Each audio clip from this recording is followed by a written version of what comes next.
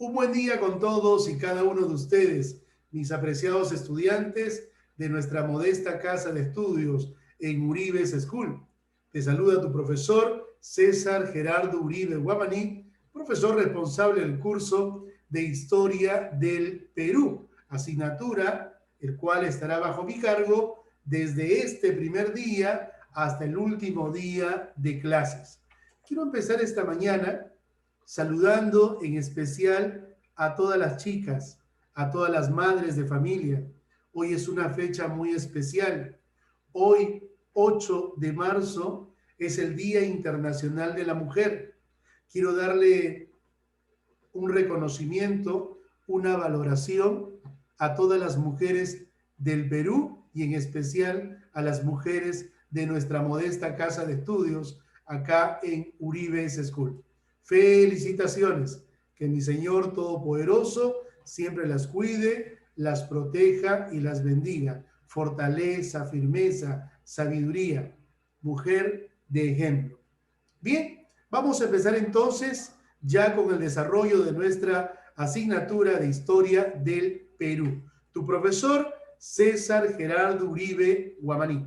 Y para quinto año de secundaria, dentro de toda la programación que vamos a desarrollar, vamos a hacer un repaso en forma total de la historia del Perú, desde la aparición del hombre en la tierra hasta nuestros días. Miren ustedes.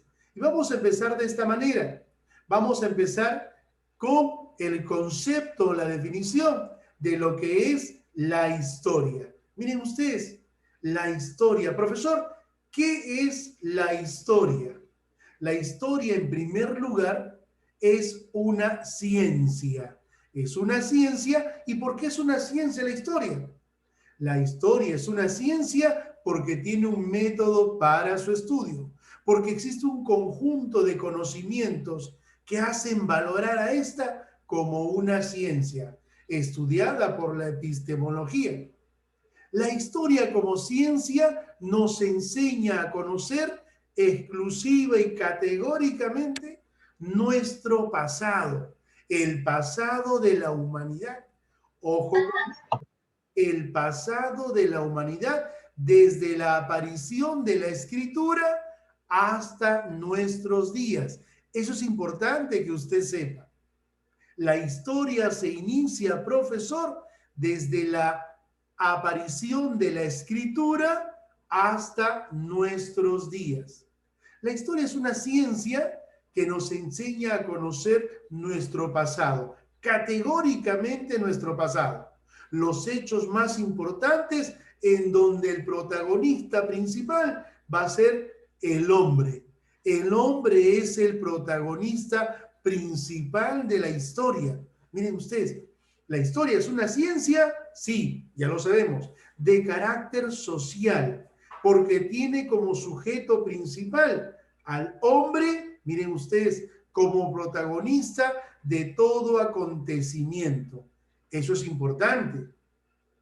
La historia, señores, recoge nuestro pasado, el cual va a servir para configurar, ¿qué cosa? El presente y transmitirlo a las nuevas generaciones. Miren ustedes, el gran Jorge Basadre expresó en su obra Historia de la República del Perú, ¿no? Todo aquel que aborrece, desprecia, pone a un lado a su historia, está condenado a cometer los errores de ella. ¿Para qué necesitamos, profesor, la historia? Para no cometer errores y para hacer el efecto multiplicador con las futuras generaciones. Miren ustedes, la historia de una civilización está constituida por la historia de cada persona. Richard, Mauricio, D'Angelo, Gonzalo, Piero, todos a diario, César, quien le habla, hacemos historia. Esta clase de historia del Perú, miren ustedes, desarrollada el día de hoy, un día muy especial, a partir del mediodía o el día de mañana, ya se consagra como parte de la historia. Por esa razón, El hombre es el protagonista principal de la historia en el Perú y de la historia en el mundo. Para un buen estudio, mis apreciados estudiantes, para un buen estudio, la historia va a facilitarse a través de etapas, a través de edades, a través de una periodificación, el cual es importante para distinguir un hecho de otro hecho. Por eso dice, para facilitar el estudio de la historia, esta se va a dividir en periodos, en edades o en épocas cuya duración definitivamente va a ser desigual. Y estas van a estar determinadas por distintas características o rasgos que puedan parecerse. Miren ustedes, ¿y de qué estamos hablando? Estamos hablando de una periodificación. Y acá voy a colocar en primer lugar, mi apreciado estudiante, a la prehistoria. Miren ustedes, antes de hablar de historia, enfocamos a una prehistoria. ¿Y qué es o cómo se define la prehistoria, mis apreciados estudiantes? La prehistoria se constituye como el periodo más largo, miren ustedes, como el periodo más largo y se extiende desde la aparición del hombre en la faz de la tierra hasta que aparecen los primeros documentos escritos. Cronológicamente estamos hablando, Diego, cronológicamente estamos hablando de 5.000 a 4.000 años antes de Cristo. O sea, muy bien marcado el concepto. Si la historia es una ciencia social, cuyo protagonista es el hombre, se hace historia desde la aparición de la escritura hasta nuestros días. Pero antes de la aparición de la escritura, miren ustedes, hasta la aparición del hombre, estaríamos hablando netamente del periodo más largo y este va a ser conocido con el nombre de prehistoria. ¿Me entendieron? ¿Quién es el padre de la prehistoria? El gran filósofo historiador Boucher. Es el padre de la prehistoria. ¿Y el padre de la historia, profesor? El gran filósofo historiador griego llamado Heródoto. ¿Cómo se llamó, Mauricio? ¿A quién se le considera? También pueden hacerlo. Heródoto. Heródoto, perfecto. Heródoto es el padre de la historia, el autor de las 7 maravillas del mundo antiguo.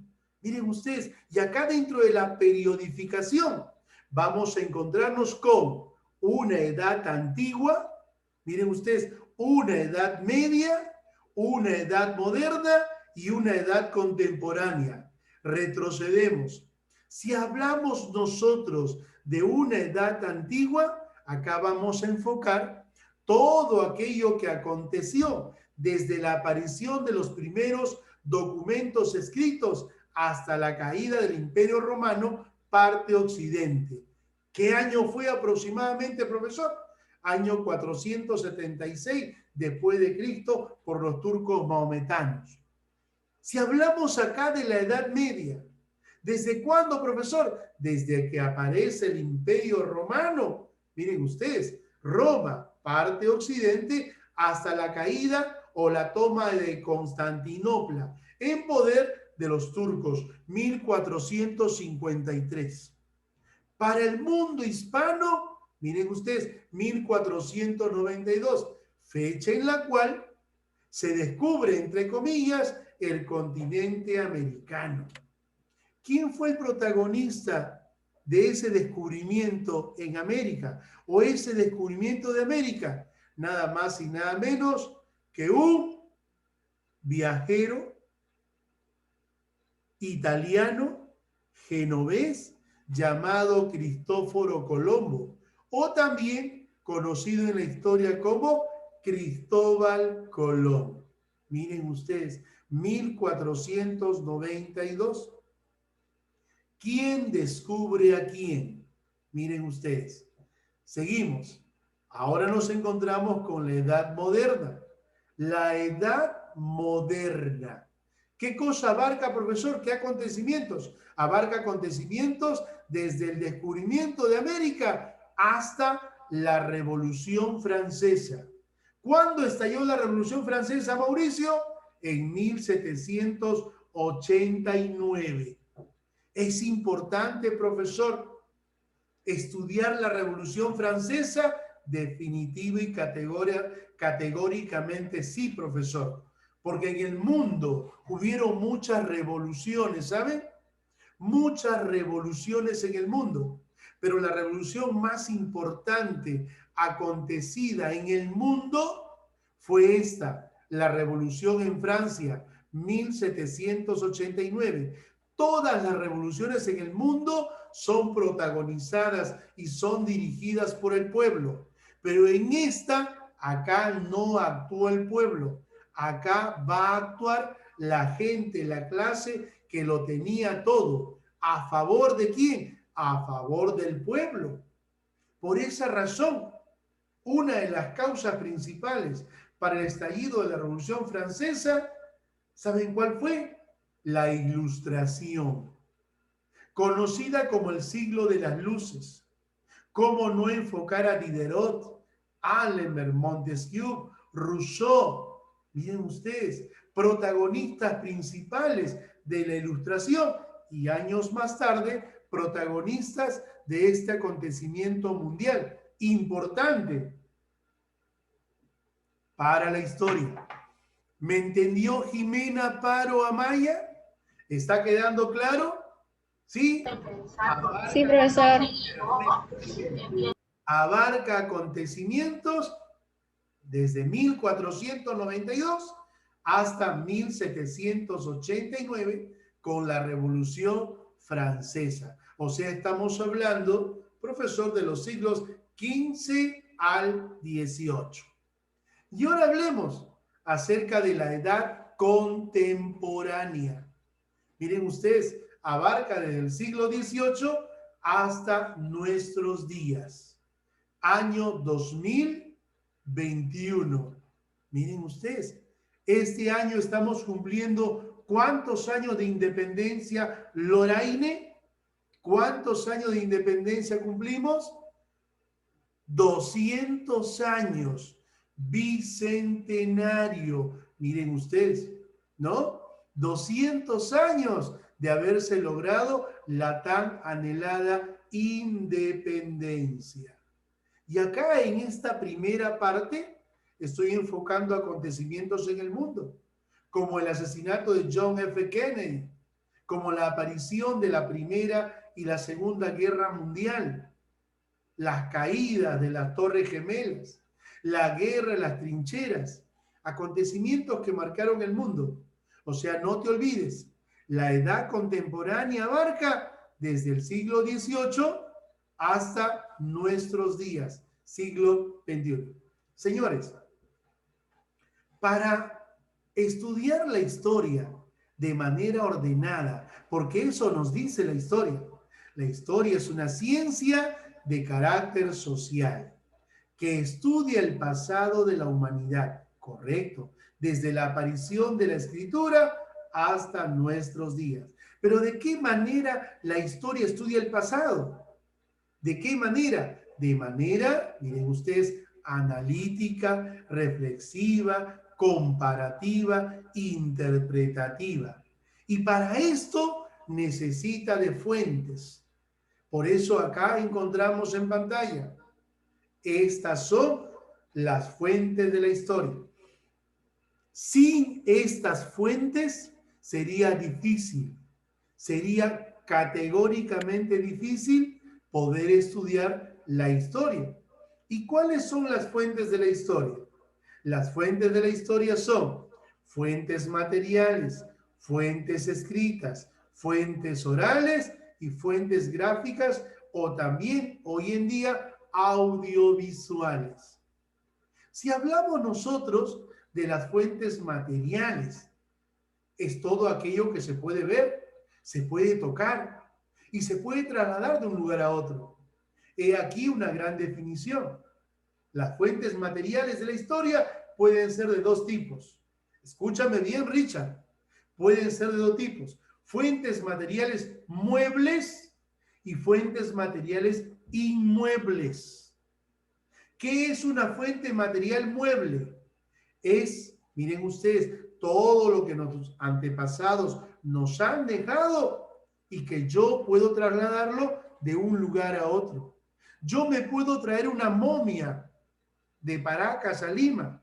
Me puedo traer una cerámica de acá. ¿De dónde, profesor? Me puedo traer una cerámica de Cusco, de Cajamarca, de Pachacamac, acá a nuestra modesta casa de estudios, Uribe School. Esas fuentes materiales que nos han dejado nuestros antepasados y se pueden trasladar de un lugar a otro, se conocen con el nombre de fuentes materiales muebles. Y las fuentes materiales inmuebles es todo aquello que no se puede trasladar de un lugar a otro. Por ejemplo, profesor, yo no puedo traerme Machu Picchu a Villa El Salvador. Yo no puedo traerme Ollantaytambo, Coricancha, Chan, Pachacamac. No puedo traer, miren ustedes, a nuestro distrito, porque categóricamente es una fuente material de tipo inmueble. ¿Está quedando claro? ¿Está quedando claro? Joyas, armas, herramientas, vestidos, utensilios de cocina y así como también aspectos de infraestructura, como acabo de mencionar. Fuentes escritas es todo aquello que nos ha dejado nuestros antepasados en forma escrita. Y ahí vamos a encontrar periódicos, vamos a encontrar documentos, vamos a encontrar cartas, libros, contratos, inscripciones, todo lo que sea escrito. Eso es importante para reconstruir la historia en el Perú y la historia en el mundo. Fuentes orales, llamadas también fuentes verbales, son aquellos discursos, entrevistas, cuentos, fábulas, creencias que se han transmitido de generación en generación. Estas fuentes orales, como su propio nombre lo dice, se van a transmitir de generación en generación a través de cuentos, fábulas, a través de leyendas, mitos, discursos, entrevistas, etcétera, etcétera, etcétera.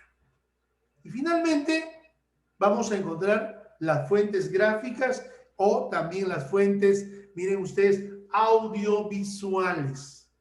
Y acá encontramos pinturas, miren ustedes, grabados, películas, fotografías, etcétera. Ustedes habrán escuchado hablar acerca de las famosas pinturas de Toquepala.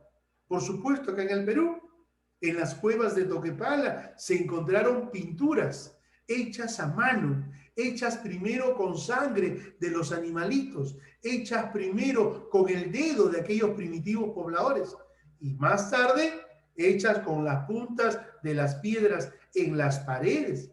Escenas de cacería, escenas del Chaco. ¿Quedó claro? Entonces hemos hablado de las fuentes de la historia. Continuemos. Fuentes materiales. Mauricio, dale lectura a las fuentes materiales. Te escucho. Vamos, Mauricio. A viva voz. Son fuentes primarias y proporcionan información sobre diversos aspectos, como el poder, la riqueza, la sociedad, la vida cotidiana y las costumbres, los gustos y las modas. Muy bien, Mauricio. A ver, Jimena, ¿qué se expresa acerca de las fuentes orales? Te escucho, Jimena. Vamos, Jimena, en tu día. Vamos, Jimena, léeme. Lee qué dice sobre las fuentes orales.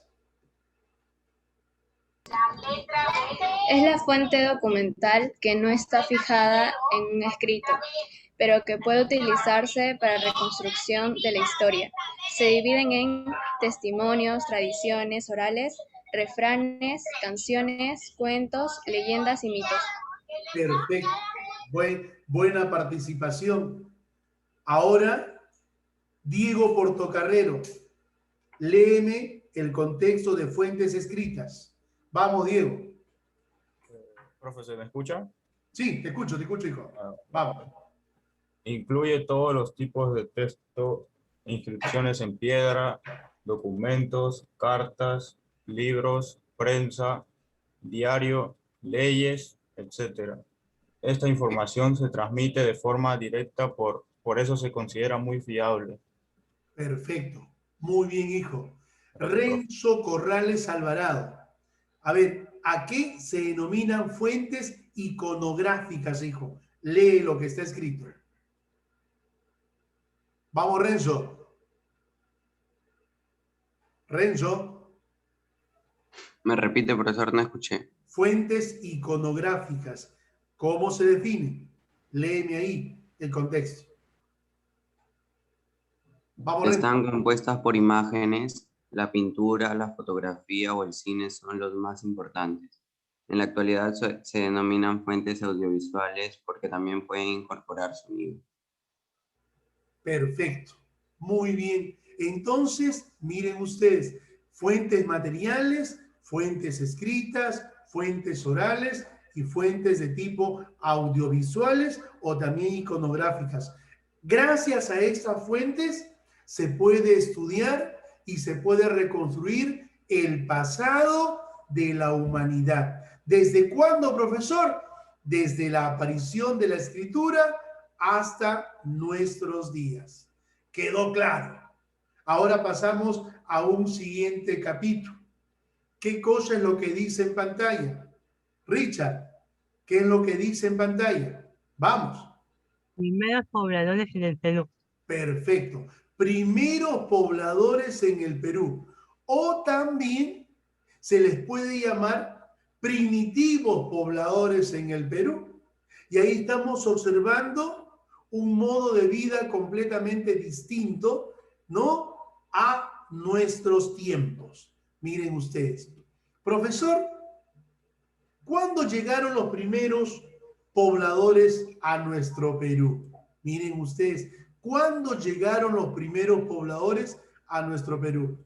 Hay muchos escritos, hay muchos historiadores. Se ha generado mucha controversia con explicar la aparición del hombre en el Perú. Gracias a las diversas teorías, la teoría autoctonista, la teoría inmigracionista, la teoría allochtonista, miren ustedes, se ha hecho un gran resumen y un gran estudio acerca de lo que aconteció, la aparición de los primeros pobladores en el Perú.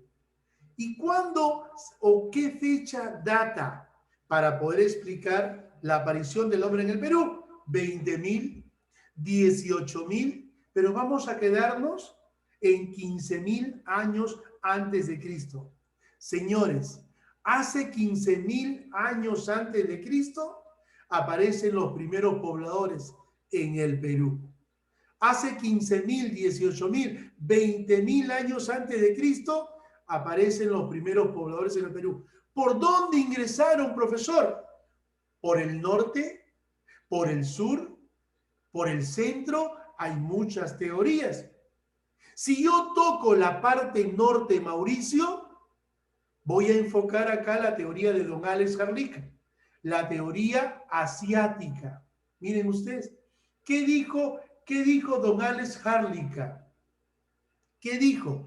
Que el hombre llegó a América del Norte, ¿proveniente de dónde? Proveniente de Asia, cruzando el estrecho de Bering. Hace 50.000 años el hombre partió, ¿de dónde? De Asia con destino a América del Norte. Cruzó el famoso estrecho de Bering. ¿Te acuerdas cuando estabas en primero?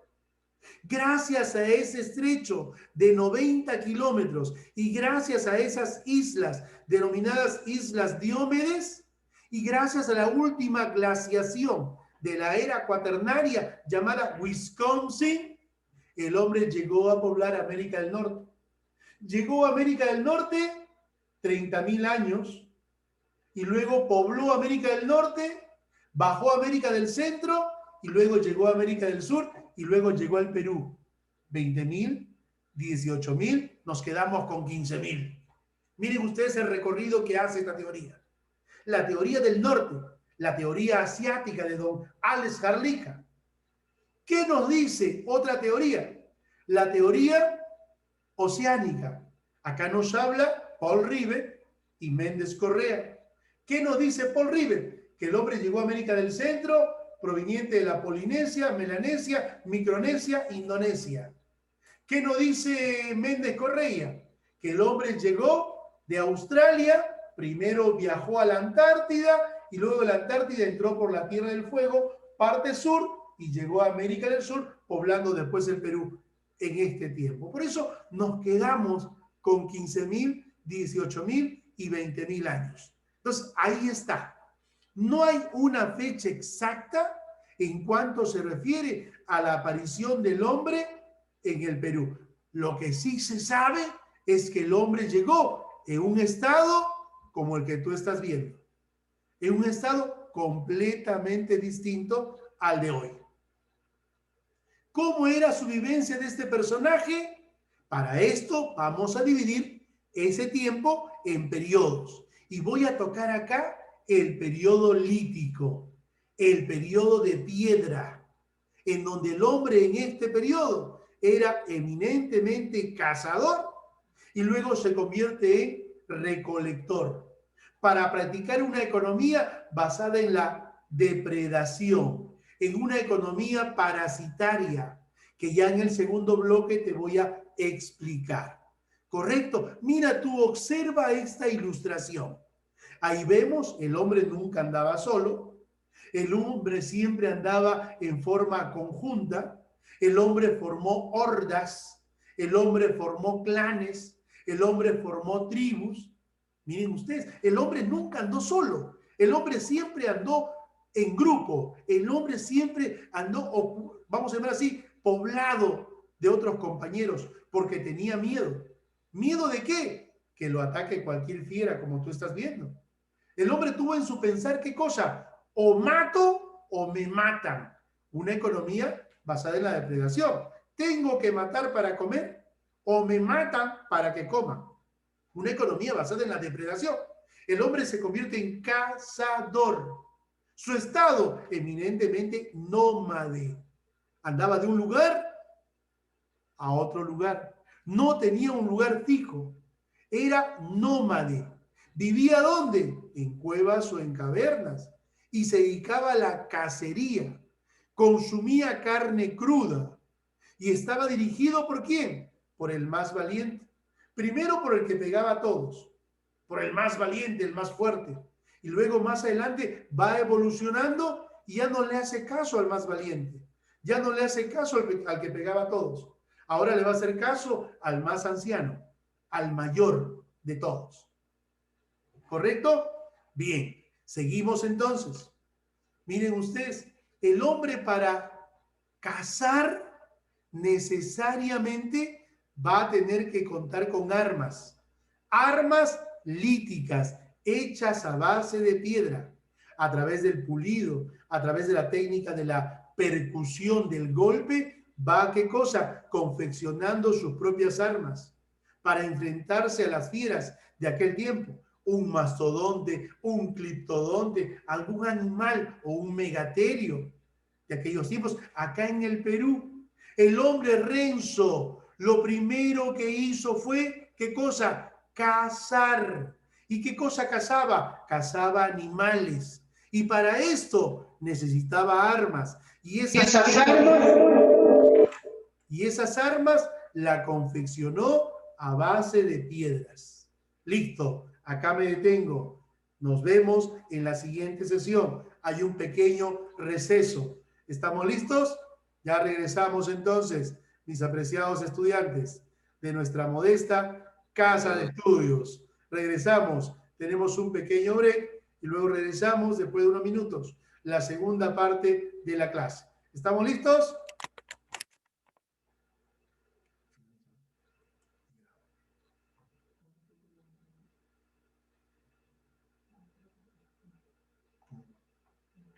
Piensa. Ahí está. Piensa.